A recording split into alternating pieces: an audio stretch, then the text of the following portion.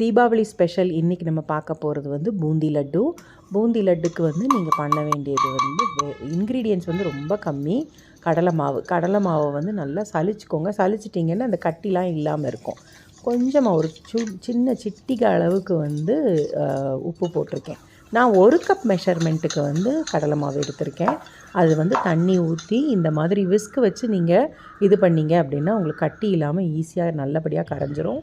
இந்த மாதிரி அதாவது இந்த நீங்கள் பார்த்தீங்க அப்படின்னா கொஞ்சம் தோசை மாவை விட தின்னாக இருக்குது இந்த மாவு. ஸோ அந்த மாதிரி நீங்கள் கன்சிஸ்டன்சியில் இருக்கணும்.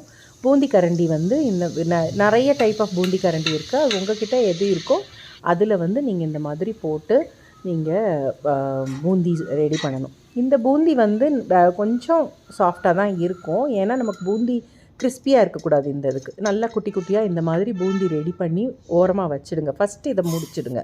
அதுக்கப்புறம் சுகர் வந்து எவ்வளோனா நமக்கு வந்து 1 கப் இது எடுத்தோம் அப்படின்னா 3/4 கப்பு சீனி எடுக்கணும். 3/4 கப்பு சீனி எடுத்தீங்க அப்படின்னா அது வந்து கரெக்டாக இருக்கும். அந்த இதுக்கு அந்த சீனி மூழ்கிற அளவுக்கு தண்ணி இருந்தால் போதும். இதுக்கு வந்து மெஷர்மெண்ட் வந்து எம்எல் கணக்கில் எனக்கு சொல்ல தெரியல.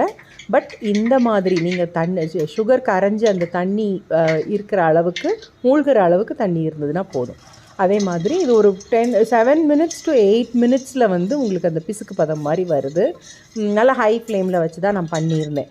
உங்களுக்கு இன்னும் கொஞ்சம் நீங்கள் கொஞ்சம் நிறையா சுகர் போட்டிருக்கீங்க அப்படின்னா இன்னும் கொஞ்சம் டைம் ஆகும். மேபி 12 to 15 மினிட்ஸ் ஆகும்.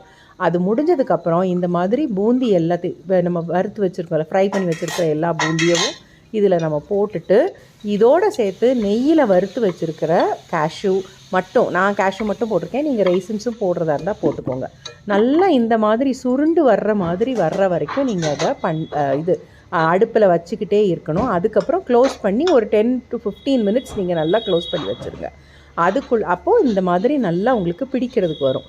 நான் வந்து அந்த குட்டி குழிக்கரண்டி யூஸ் பண்ணியிருக்கேன். ஸோ தட் எனக்கு ஒரே ஷேப்பில் வந்து லட்டு கிடைக்கணும் அப்படின்றதுக்காக நான் இந்த மாதிரி பண்ணியிருக்கேன். உங்களுக்கு வந்து உங்களுக்கு ஈஸியாக சும்மா கையிலே எனக்கு பிடிக்க முடியும் அப்படின்னு நினச்சிங்கன்னா நீங்கள் அந்த மாதிரியே பிடிச்சிக்கோங்க. பட் இது வந்து எனக்கு கொஞ்சம் ஈஸியாக இருந்தது. ரொம்ப சாஃப்டாக ரொம்ப டேஸ்ட்டாக இருந்தது. சுகர் வந்து எனக்கு இது கரெக்டாக ரொம்ப ஓவர் ஸ்வீட்டாக இல்லை, கரெக்ட் ஸ்வீட்டாக இருந்தது. உங்களுக்கு இதை விட ஸ்வீட்டாக வேணும் அப்படின்னு நினச்சிங்க அப்படின்னா 3/4 கப்புக்கு இன்னும் கொஞ்சம் கூட போட்டுக்கோங்க. 1 கப்பு போட்டிங்க, 1 கப் கடலை மாவுக்கு 1 கப்பு போட்டிங்கன்னா ரொம்ப ஸ்வீட்